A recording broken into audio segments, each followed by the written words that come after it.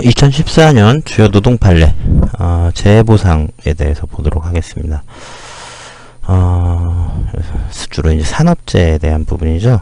네, 그래서 관건이 되는 건 어떤 거를 산업재해로 인정을 받을 거냐, 어떤 기준으로 산재를 인정하고 있느냐, 이제 이런 부분들을 좀 관심 있게 보시면 될 거예요.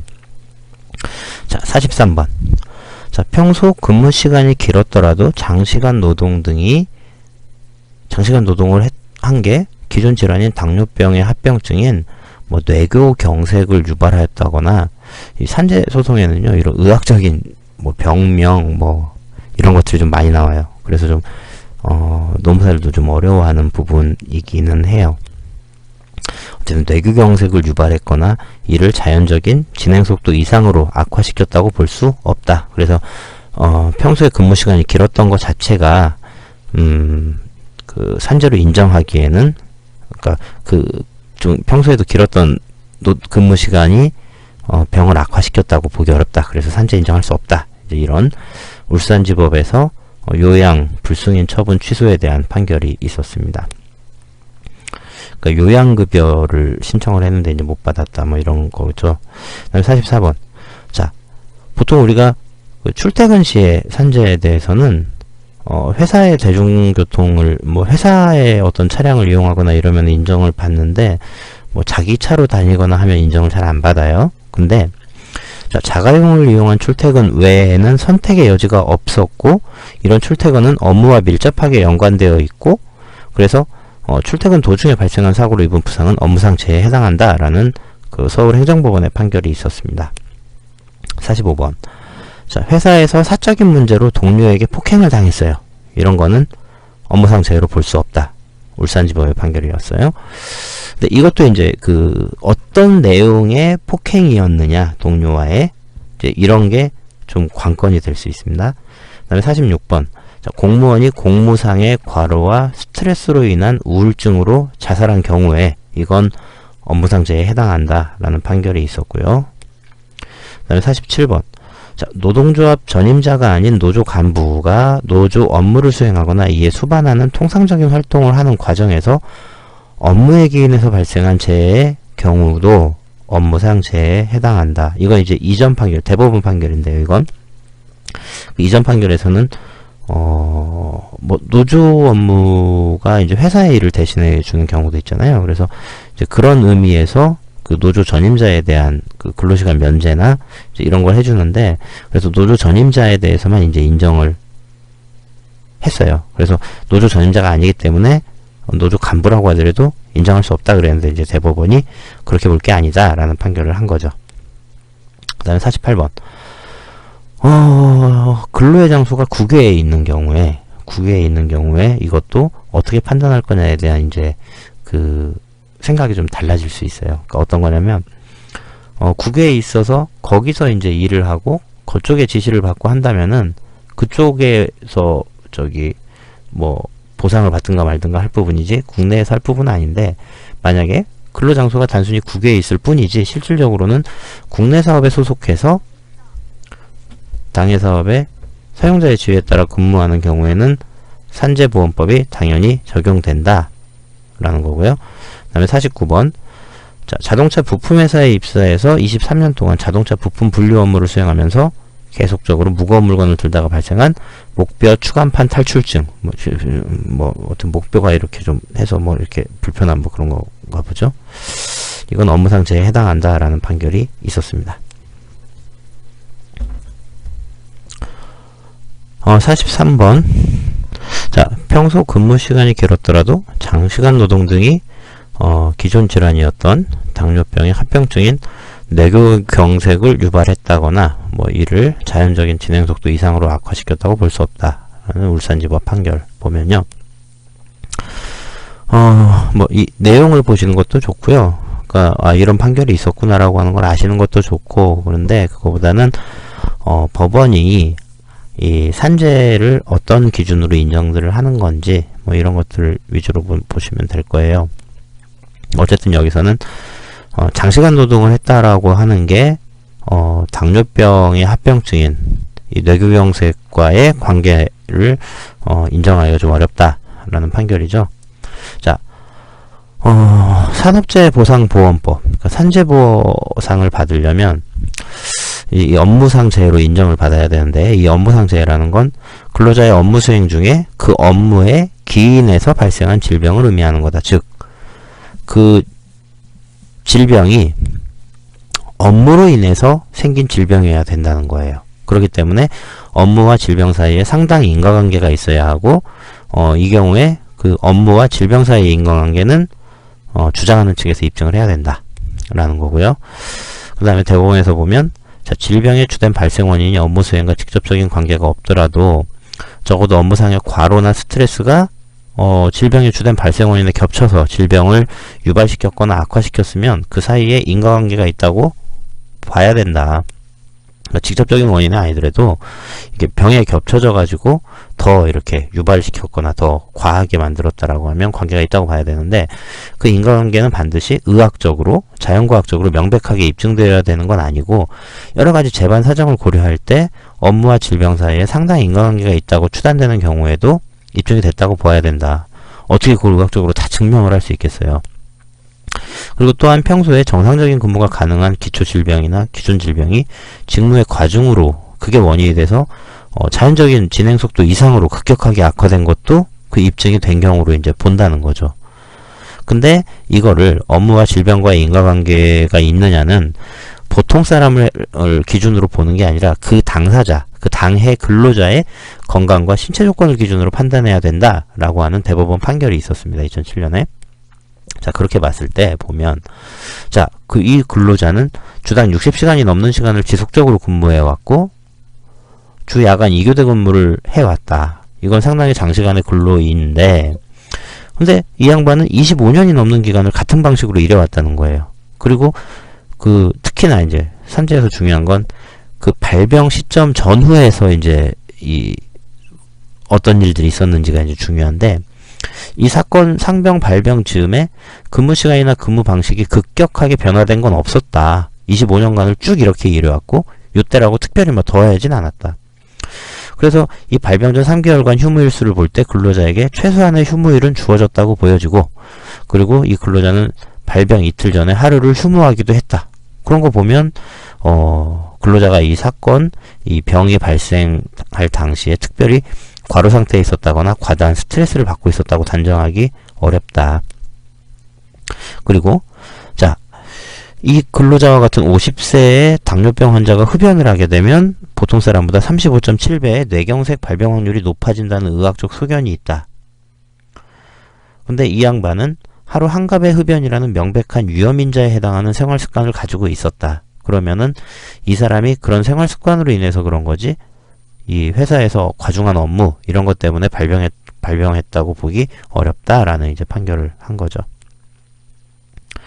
자, 그 다음에 자가용으로밖에 출퇴근할 수밖에 없는 상황, 그리고 그 자가용의 출퇴근이 회사의 업무와 밀접하게 연관돼 있을 때는 이건 산재다.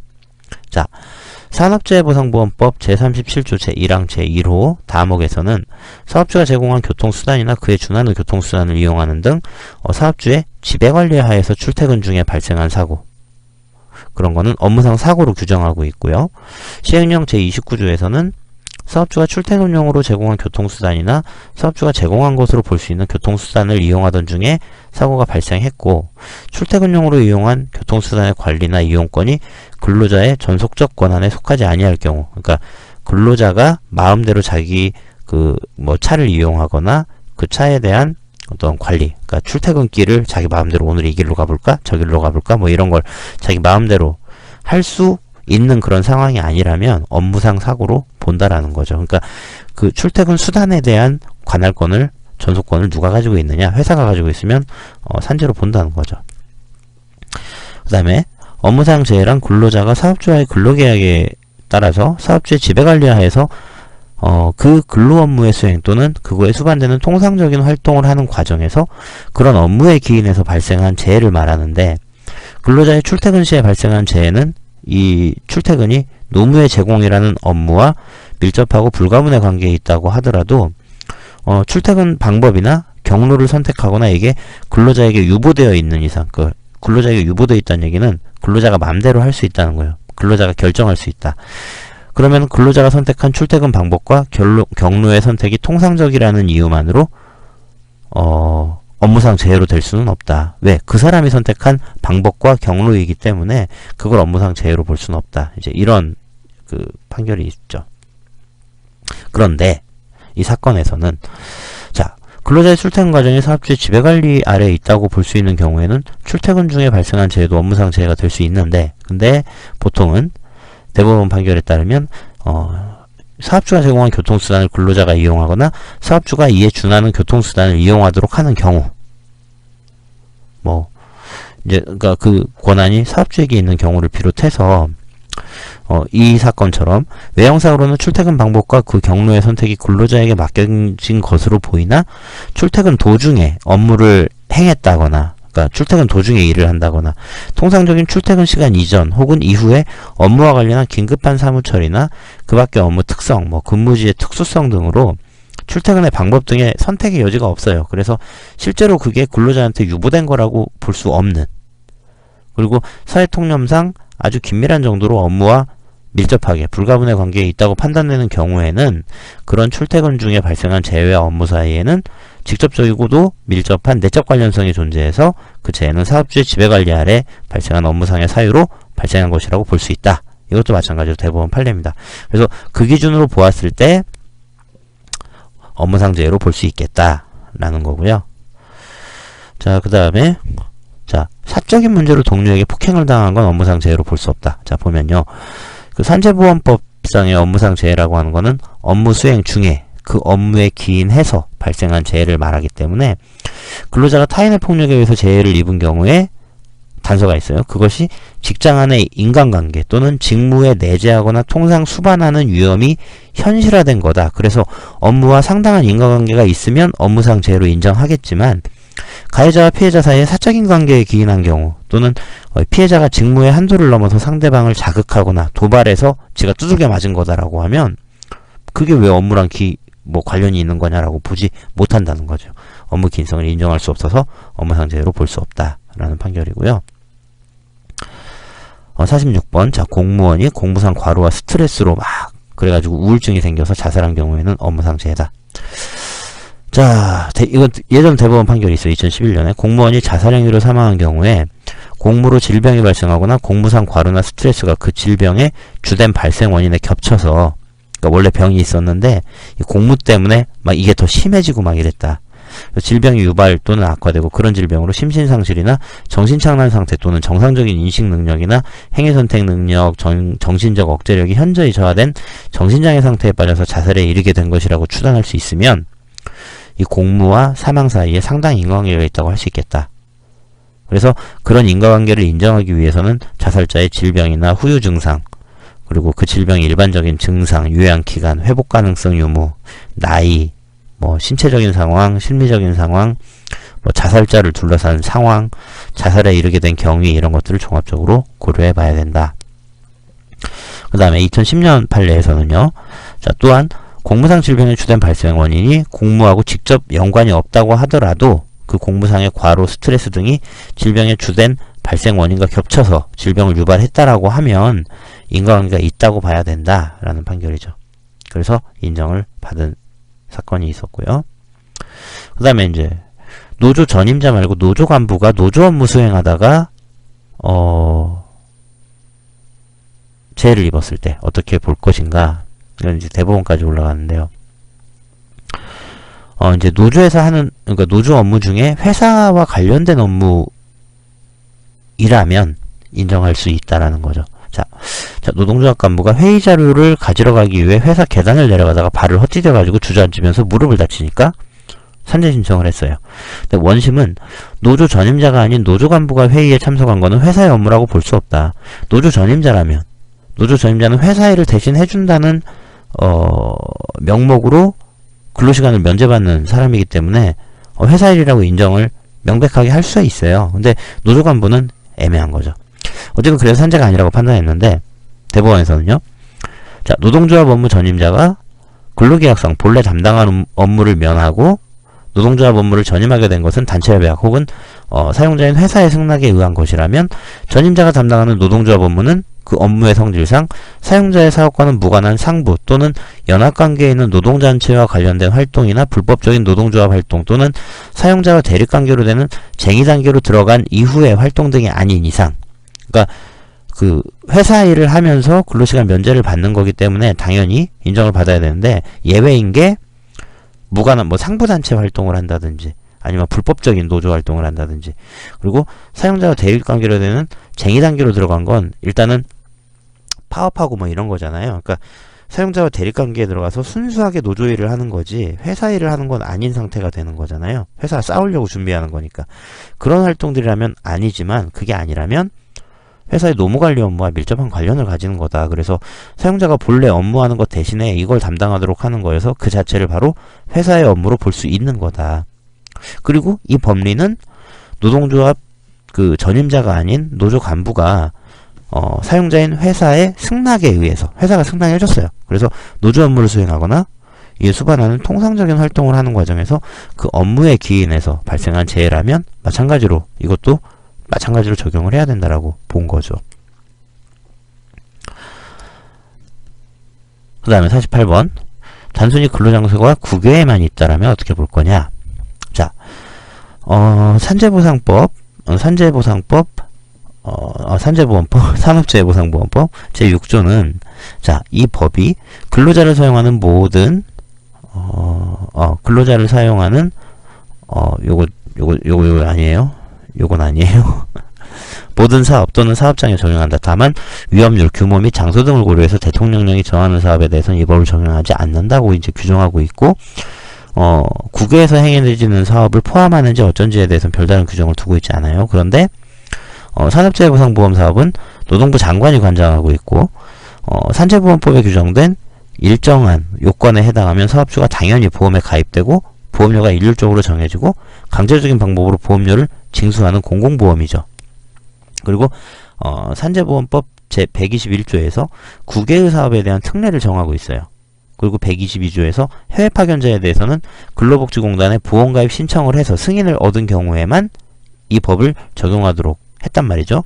그런 걸 보면 산재보험법 제6조에서 말하는 사업이라고 하는 거는 특별한 사정이 없는 한 국내에서 행해지는 것만 의미한다고 보아야 된다. 그게 맞는데, 다만 국내에서 행해지는 사업의 사업주와의 사이에서 산재보험 관계가 성립한 근로자가 국외로 파견돼서 근무하게 된 경우라면 그 근무의 실태를 종합적으로 검토해 봤을 때 단순하게 근무하는 장소만 국외에 있는 거지 실질적으로는 국내 사업에 소속해서 그 사업의 사용자의 지위에 따라서 근무하는 거다. 그러니까 이른바 해외 출장 같은 거다라고 하면 그 경우는 산재보험 관계가 유지된다고 보아야 된다. 그렇게 판단을 한 거죠. 이거는 일관적인 대법원의 판례예요. 근데 실제 이 대상자의 상황을 보면 첫째로는 회사 대표한테 업무 보고를 계속하고 업무 지시를 받았단 말이에요. 그리고 현재 그런 관리자한테 업무 지휘를 받은 건 없어요. 그 다음에 두 번째, 업무 수행하면서 회사한테 급여를 받았어요. 그리고 해외 근무로 인한 추가 수당을 이제 거기서 받은 거 말고는 국내 사업장 기준의 임금 체계에 따른 급여를 계속 받았다는 거죠. 그리고 그거 외에 별도의 무슨 임금 체계에 따른 급여를 받은 건 없다. 그 다음에 세 번째, 이 사건이 나고 나서 국내로 복귀했어요. 복귀해서 계속 회사에 근무했어요. 그러니까 근무 기간 동안 회사가 직접 인사관리를 한 거라는 거죠. 나갔다가 뭐 재채용한 것도 아니고 그냥 자연스럽게 들어와서 그냥 일했다. 인사관리 계속 한 거지. 그 다음에 네 번째, 국내에서 제작된 집진기와 덕트를 해외에서 조립 설치하는 과정에서 해외로 나간 거죠.